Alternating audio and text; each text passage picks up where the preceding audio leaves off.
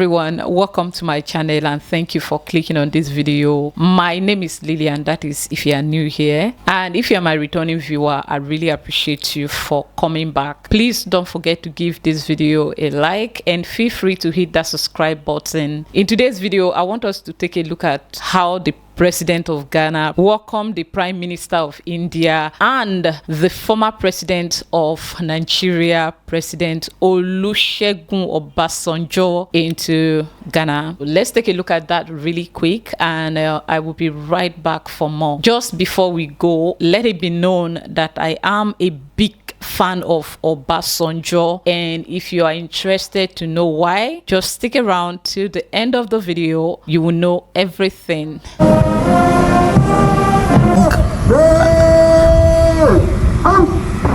And as I said earlier, this is the first time that an Indian leader is visiting Ghana in 30 years. Well, this particular visit, engagement with the president, where they'll talk about a number of issues in both countries, from trade to how to deepen their relations, and also Parliament's calendar as well. Now, before the parliamentary address, the Prime Minister will meet the Indian community in Ghana as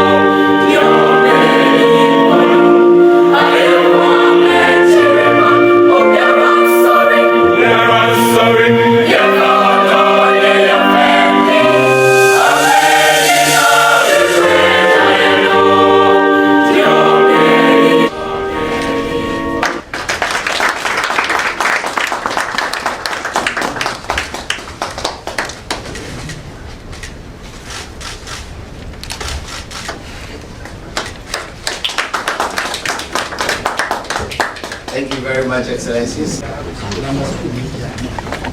घाना में जिस आत्मीयता, गर्मजोशी और सम्मान से हमारा स्वागत हुआ है, उसके लिए मैं हार्दिक आभारी हूं।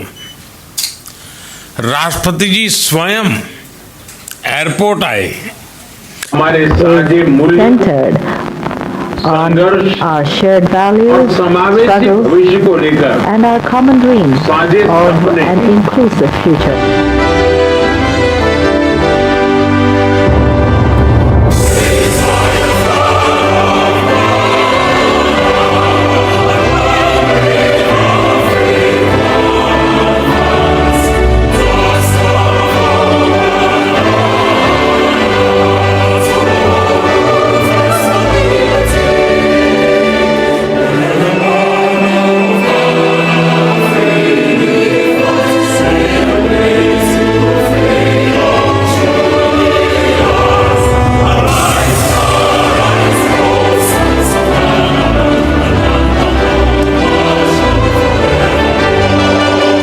Ladies and gentlemen, we are receiving His Excellency John Dramani Mahama, the President of the Republic of Ghana. He is our special guest for this important convening. Ladies and gentlemen, please let us welcome our President, His Excellency John Dramani Mahama. Of Nigeria, His Excellency Olusegun Obasanjo.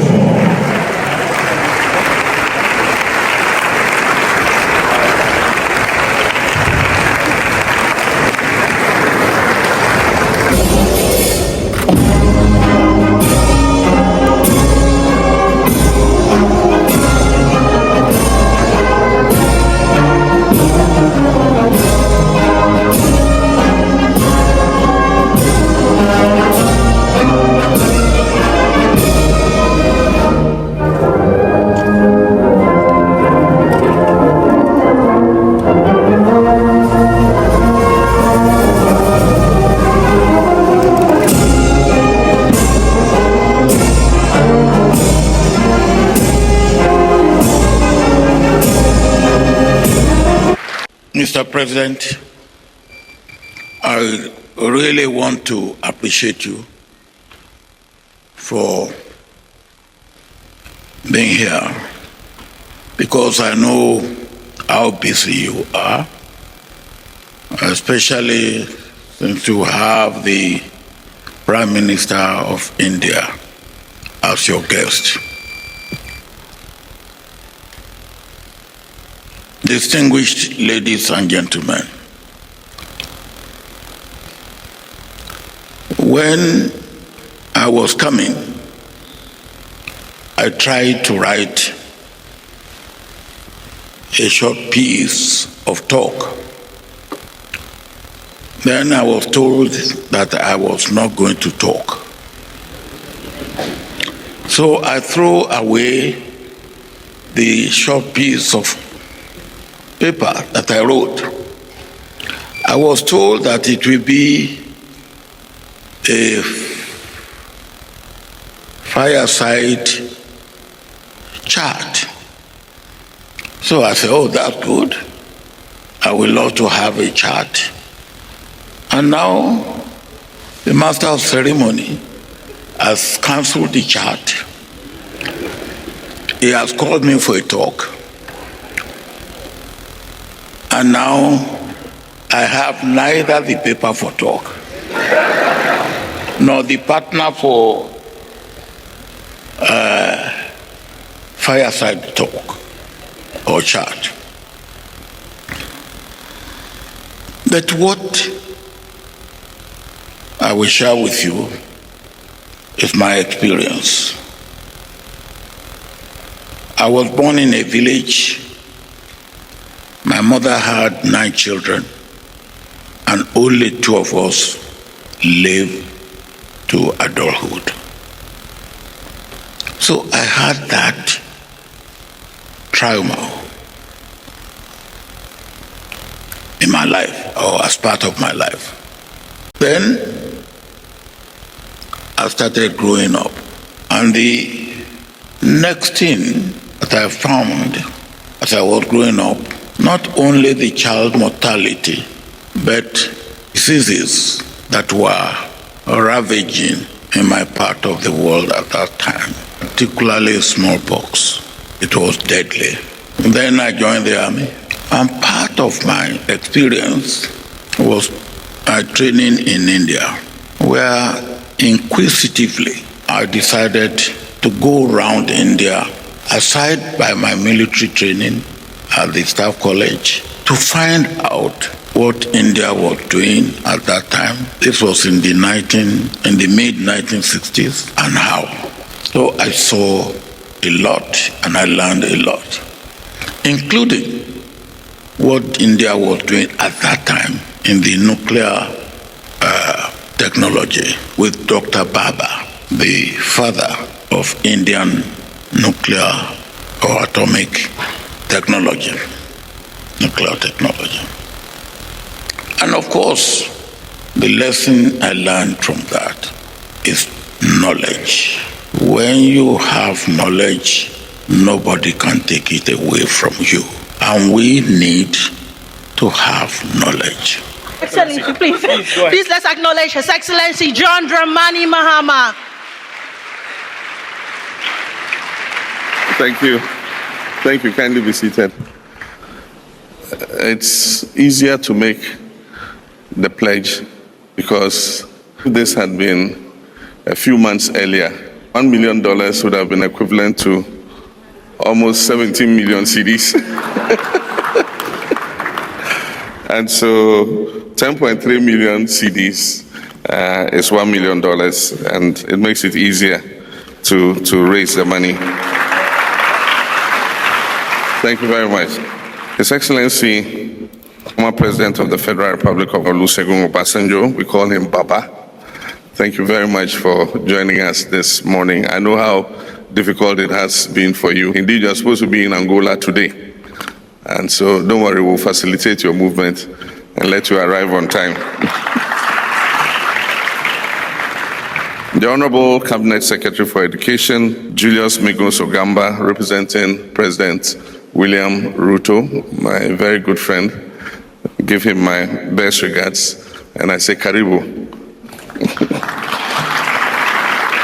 Excellency Ambassador Amachum Amwa, one of our own celebrated diplomats. She held the fort in Addis Ababa for a very long time, and now she's with the African Union. Thank you very much, Amma. The Minister for Environment, Science and Technology, the Honorable Murtala Mohammed, Member of Parliament, senior government officials, members of the Diplomatic Corps, members of the African Academy of Sciences, fellows of Arise, my beautifully dressed children, students, you're welcome. Take science very seriously, okay?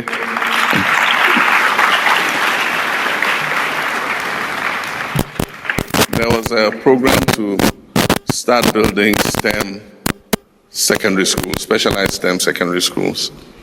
And my point was that every secondary school should be a STEM school.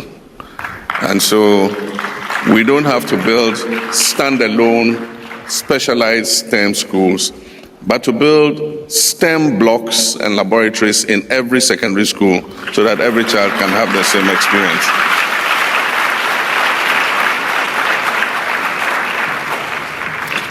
On behalf of the government and people of the Republic of Ghana, I wish to warmly welcome all of you to Accra for this high-level meeting of the African Research Initiative for Scientific Excellence. Your presence here today is not just a diplomatic gesture. It is a powerful affirmation of our shared belief that science, research, and innovation must be at the heart of Africa's transformation. I wish to extend my heartfelt appreciation to the African Academy of Sciences for the vision and partnership in convening this meeting. Since the founding of this academy in 1985, it has distinguished itself as a non-political Pan-African platform for scientific collaboration and knowledge production. And its mission is to transform lives through science. And this resonates deeply with Ghana's own development aspirations. We honor the legacy of pioneering African scientists and Ghanaian scholars who laid the foundation for scientific excellence in our region. Among them are Professor Edward Ayensu, Professor Ebenezer Leng, Professor Daniel Ajebekwin, Professor Trebi Olenu, Professor Robert Butler, Professor Francis Kofi Alote, and Dr. Emmanuel Evans Amfong. They remind us that Africa's journey towards scientific leadership is rooted in our own agency, creativity, and resilience. Shaped by knowledge economics, nations that have prioritized science and technology have accelerated their growth. They've strengthened their resilience and improved the quality of lives of our people.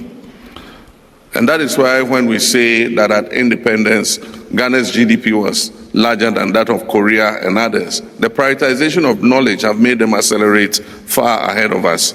But let's not give up. We're going to catch up. Whether in modern agriculture, in smart cities, in renewable energy, or genomic medicine, the future belongs to those who invest in knowledge and apply it wisely. And that is why Ghana is proud to host Arise. This meeting must inspire dialogue and ignite action, real coordination, and sustainable investment in science, research, and innovation.